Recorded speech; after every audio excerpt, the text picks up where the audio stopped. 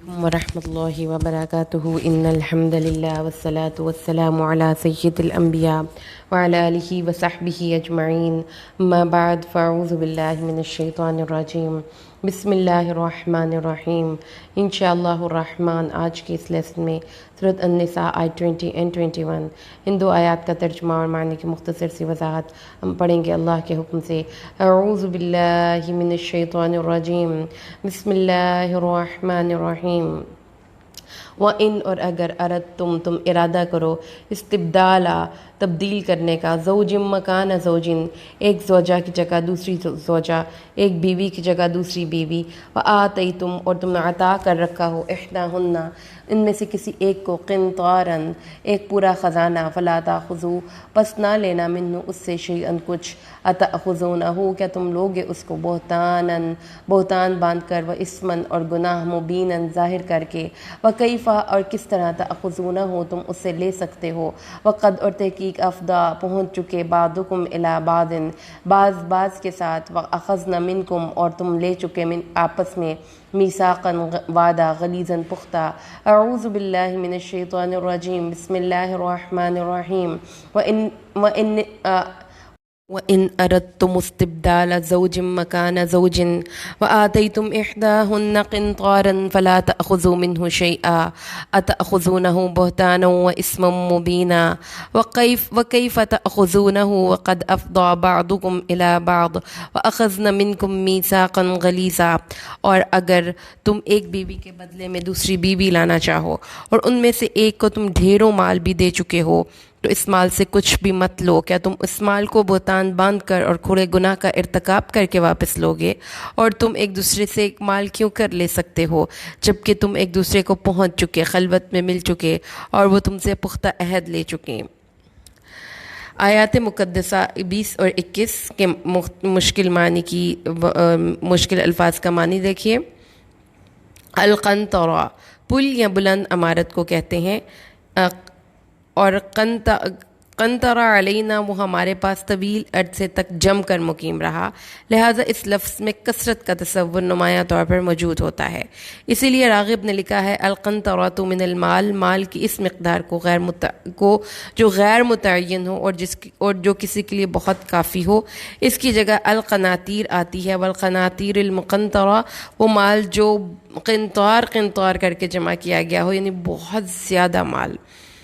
اس کے بعد جو لفظ ہے اللہ تعالیٰ نے فرمایا اتأخذونہ، اخذ جو ہے وہ عطا کی ضد ہے۔ جو اخذ ہے اس کا مطلب ہوتا ہے کسی سے واپس لے لینا، اور یہ کسی شے کے احاطہ کر لینا، یعنی آپ جیسے نتیجہ اخذ کرتے ہیں اس کا آپ میننگ کو انڈرسٹینڈ کر لیتے ہیں، میننگ نکال لیتے ہیں۔ بعض علماء لغت نے لکھا ہے کہ اخذن کا اصل معنی دراصل قہر اور غلبہ اور ہلاک کر دینے، اور خاص طور پر یہ کسی کو ایکسپلائٹ کرنے یعنی استحصال کے معنوں میں استعمال ہوتا ہے، سزا دینے کے معنوں میں بھی یہ استعمال ہوتا ہے۔ اس کا مطلب بنیادی یہ ہے کہ کسی چیز سے کسی کو احاطے میں لے لینا اور وصول کر لینا اور جمع کر لینا۔ الاخاذ حوض جیسی جگہ کو کہتے تھے جہاں پانی جمع ہو جائے، اور الاخیزہ غصب کی ہوئی چیز، ٹھیک ہے، غصب کر لینا یعنی کہ وہ چیز جو اس عورت کی اب ہو گئی تھی اس کو آپ نے سے لے لیا، واپس لے لیا۔ اس کے بعد اللہ تعالیٰ نے تأخذونہ کیا تم وہ مال اس سے غصب کرو گے، کیسے؟ بہتاناً و اسم مبینہ۔ بہتان کا لفظی مطلب جو ہوتا ہے نا، وہ ہوتا ہے ایک ایسا الزام جسے سن کر کو دوسرا ششدر اور حیران رہ جائے۔ تو اس سے پھر مطلب یہ نکلا کہ بہتان اور اسم مبینہ یعنی اسم کے مفہوم میں وضاحت کر دی گئی۔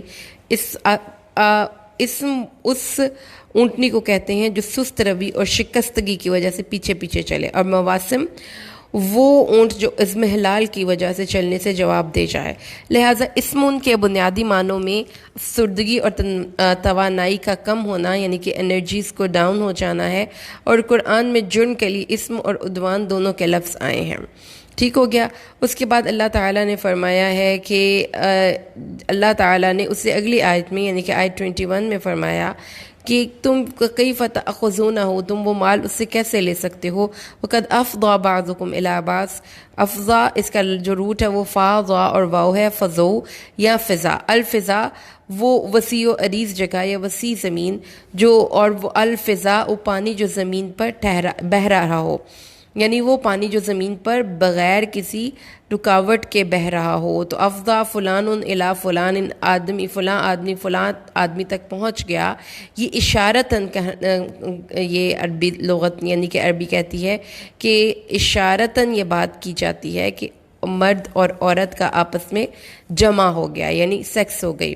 الافضاء در حقیقت آخر تک پہنچنے کو کہتے ہیں، اور یہ آپ کہہ لیں کہ کنایتاً خلوت اور مباشرت کے لیے استعمال ہوتا ہے.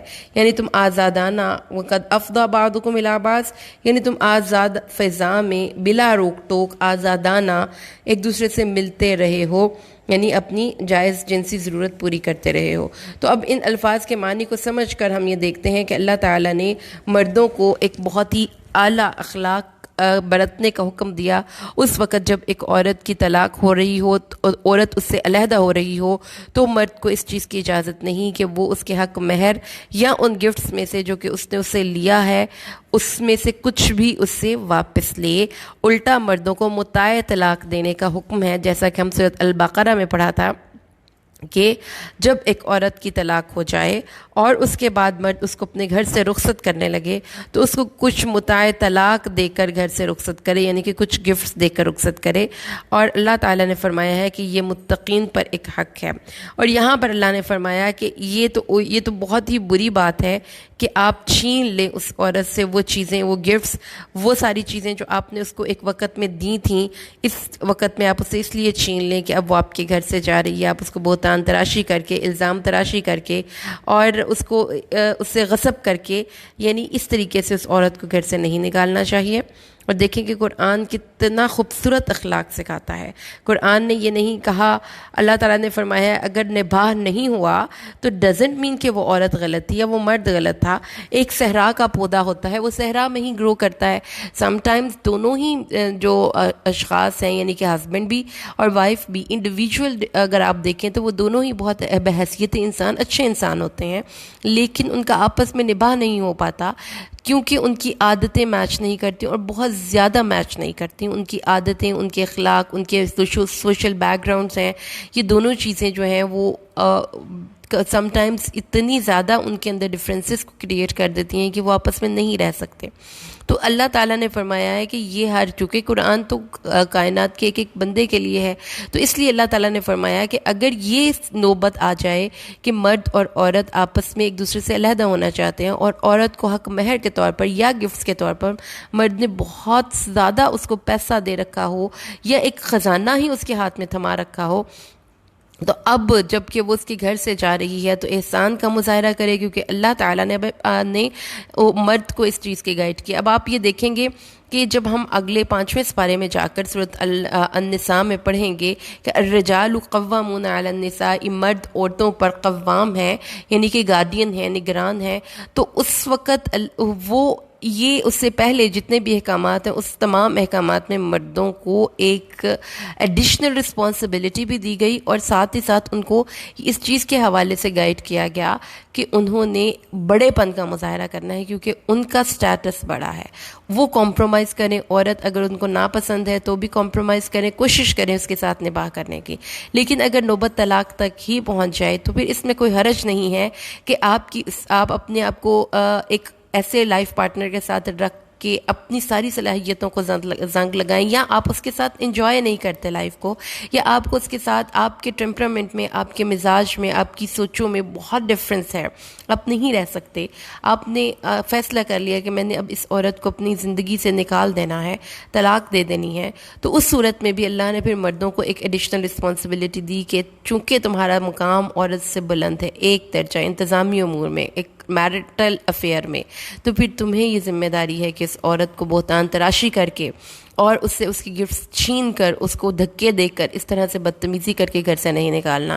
ایک رسپیکٹ دے کر اس کو اس کے سارے گفٹ سمیت، ایون کہ اگر تمہارے پاس جتنی بھی استطاعت ہے اپنی طرف سے کچھ گفٹس دے کر اس عورت کو گھر سے نکالنا، کیونکہ اللہ تعالیٰ نے فرمایا کہ یہ تمہارا ضمیر تمہیں گوارا کرے گا کہ وہ خاتون جو کبھی تمہاری جائز منکوحہ تھی اور اس کے ساتھ تم نے اپنی جنسی لذتیں پوری کیں، جس کے ساتھ تم نے اپنی تمام جائز ضروریات پوری کیں، اس عورت کو تم اس طرح سے بے عزت کر کے گھر سے نکالو. ایسا مت کرنا، کیونکہ اللہ تعالیٰ نے فرمایا کہ تم اس کو گناہ کے ذریعے نکالو گے اور بہتان باندھ کر نکالو گے، اور تم ایک دوسرے سے جب عہد لے چکے ہو تو یہ کام نہیں کرنا. یعنی اس نے تمہیں کسی لمحے خوشی دی، لذت دی، اس کے اس احسان کا، اس کی تمہارے ساتھ کمپنی کا، اس وقت گزارنے کا ایک لحاظ کرتے ہوئے عورت کو گھر سے نکال لو. تو یہ کتنا خوبصورت قرآن ہے، اتنے خوبصورت اس میں اصول ہیں.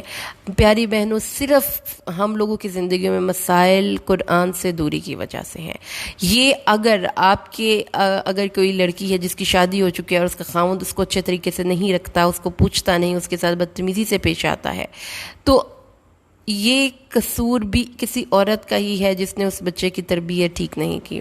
آپ کے ہاتھ میں، آپ کی گود میں اگر ایک نسل ہے تو اس کو ایسے پروان چڑھائیے کہ دنیا کو ایک شاہکار دے کر جائیے. ان بچوں کو قرآن سب سے امپورٹنٹ نالج ہے جس کے بغیر ہم دنیا میں اپنے بچوں کو نکالنے کا سوچ بھی نہیں سکتے. یہ وہ شیلڈ ہے جو کہ شیطان کے ہر حملے سے ان کو بچاتی ہے، اور یہ قرآن ہے. قرآن کا علم سیکھنا ہم پر فرض ہے، اور یہ ہماری اپنی چوائس نہیں ہے، یہ ہمارے فرض کے درجے پر ہم پر ایک حکم ہے. اپنی اولادوں کو قرآن پڑھائیے، خود پڑھیے. جنہوں نے ابھی تک نہیں پڑھا اپنے ہسبینڈز کو پڑھائیے، اپنے بھائیوں کو پڑھائیے، تاکہ ان کو پتہ چلے کہ قرآن کیسا مرد پسند کرتا ہے، کیسا آئیڈیل مرد اللہ تعالیٰ نے ہمارے سامنے پیش کیا، کہ جو بیوی کی ہر بری بات کو ہنس کے برداشت کر لے، سوائے اس کے کہ وہ کھلی ہوئی بے حیائی کا ارتکاب کرے. اور قرآن پاک یہ کہتا ہے کہ اگر اس کو نکالنا ہی ہو اپنے گھر سے، اللہ فرماتا ہے، تو پھر ایسا نہیں کہ بہتان اور الزام تراشی اور ایسے الٹے سیدھے الزام لگا کر، اور پھر کہ اس سے پیسہ چھین کر، اس سے گفٹ چھین کر، اس کو دھکے دے کر نکال دیا جائے، اور اس پہ غلط طریقے سے اس پہ الزام لگائے جائیں. یہی ہوتا ہے نا جب ایک طلاق کی نوبت ختم ہوتی ہے، تو ہم تو بالکل ایک دوسرے کی شکل دیکھنے کے روادار نہیں ہوتے. تو اسلام نے، اللہ تعالیٰ نے فرمایا ہے کہ یہ ایک بحیثیت انسان وہ رسپیکٹ ڈیزرو کرتی ہے، اس کو اسی رسپیکٹ سے گھر سے نکالیں جس رسپیکٹ سے آپ اس کو گھر میں لائے تھے. اور یہ آپ کے کردار کی عظمت کی دلیل ہے کہ آپ نے اللہ کی کتاب کو پڑھا اور اس پر عمل کیا. تو اس میں سارے جو کرنے کے کام ہیں وہ مردوں کے ہیں. مردوں کو کہا جا رہا ہے کہ عورتوں کے ساتھ اچھے طریقے سے رہو، مردوں کو کہا جا رہا ہے کہ عورتوں کو حق مہر نہ چھینو، مردوں سے کہا جا رہا ہے کہ عورتوں کو جب گھر سے نکالو تو اچھے طریقے سے نکالو. اور پھر اللہ تعالیٰ نے ایک آرٹ دلائی کہ ایسا کیسے تم کر سکتے ہو کہ تم اس عورت کے ساتھ اپنی بے لباس ہو چکے اور اس کے باوجود تم اب اس کو ایسے نکالتے ہو. ایسا نہ کرنا. اللہ سے دعا کریں قرآن کو سمجھ کر. جب تک ہم نہیں پڑھیں گے ہماری زندگیاں کبھی بھی نہیں بدل سکتی. ہماری زندگیوں کے مسائل جو کہ رہتے ہیں اس لیے کہ ہم دوسروں سے مشورے لیتے ہیں. آئیے ہم اللہ سے مشورہ لیں اور اس کے لیے وقت نکالیں. اللہ سے دعا ہے اللہ ہمیں قرآن کو سمجھ کر پڑھنا اور اس پر عمل کرنا آسان کر دے. آمین. بارک اللہ لی ولکم فی القرآن الحکیم ونفعنی وإیاکم بالآیات والذکر الحکیم. السلام علیکم ورحمۃ اللہ وبرکاتہ.